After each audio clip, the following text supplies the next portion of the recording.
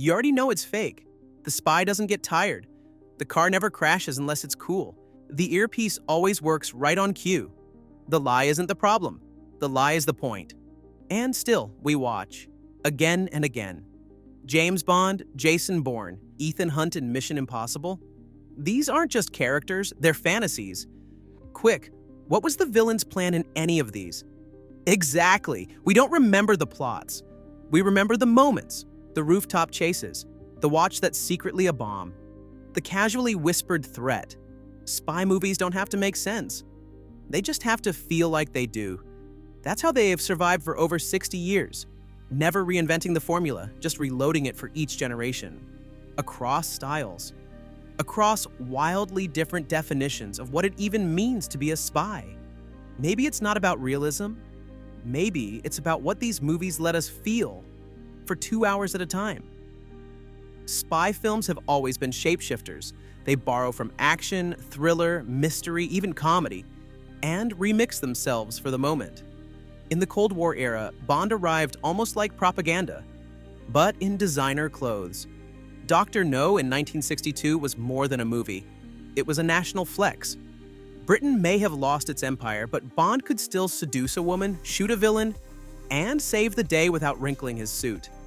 Fast forward to the early 2000s, the Bourne identity drops. Gritty, grounded, paranoid.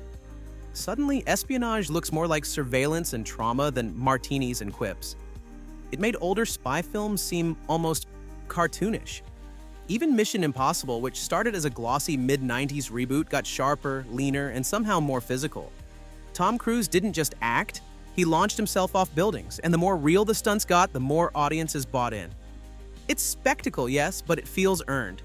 Here's the thing. The best spy movies don't just entertain, they reflect. Every era projects its own fears and fantasies onto its spies. In the 60s and 70s, it was Cold War chess matches and exotic danger. In the 90s, it was global tech and post-Soviet instability. Post 9/11, it got more personal. Rogue agencies, blurred loyalties, surveillance states.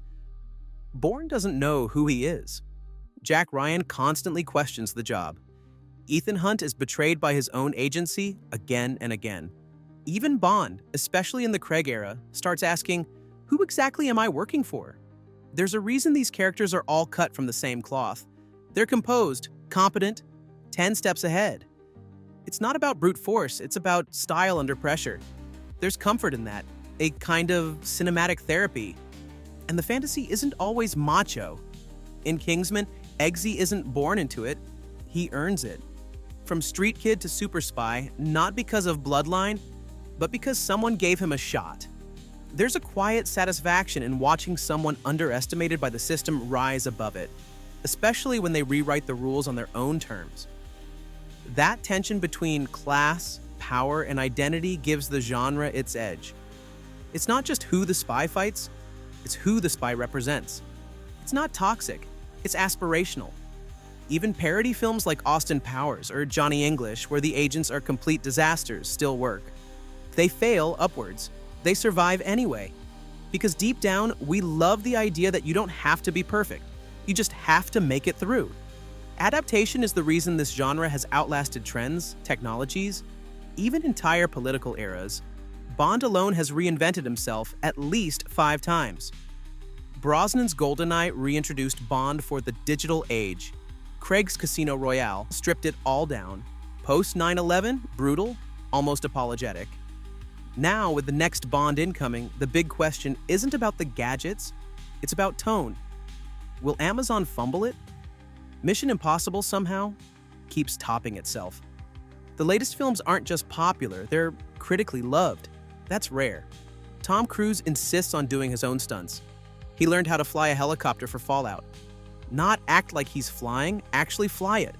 Because authenticity sells the myth. Meanwhile, Bourne tried to branch out after Damon briefly stepped away, and it flopped. Why? Because not everything needs a cinematic universe. Let's hope Amazon takes notes.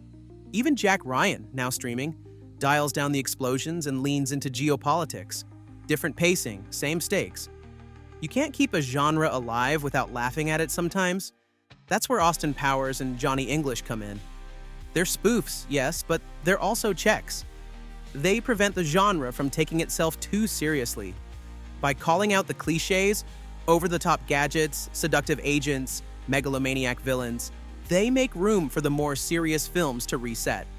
Without Austin Powers, there's no Casino Royale. Without Johnny English, Kingsman might have landed differently. It's like the genre breathes through its own punchlines. So why are we still watching? Why do we keep showing up for variations of the same idea? Because spy movies give us chaos with elegance. Control in the middle of crisis. They show us what it looks like to walk into danger with certainty and walk out untouched. They're fantasy, yes, but they're also strangely reassuring. And whether it's Bond, Bourne, Ethan Hunt, or even Austin Powers, they all give us the same thrill, a glimpse of what it might feel like to be absolutely, unquestionably capable. If you made it this far, you clearly passed the test. Hit subscribe before the mission self-destructs.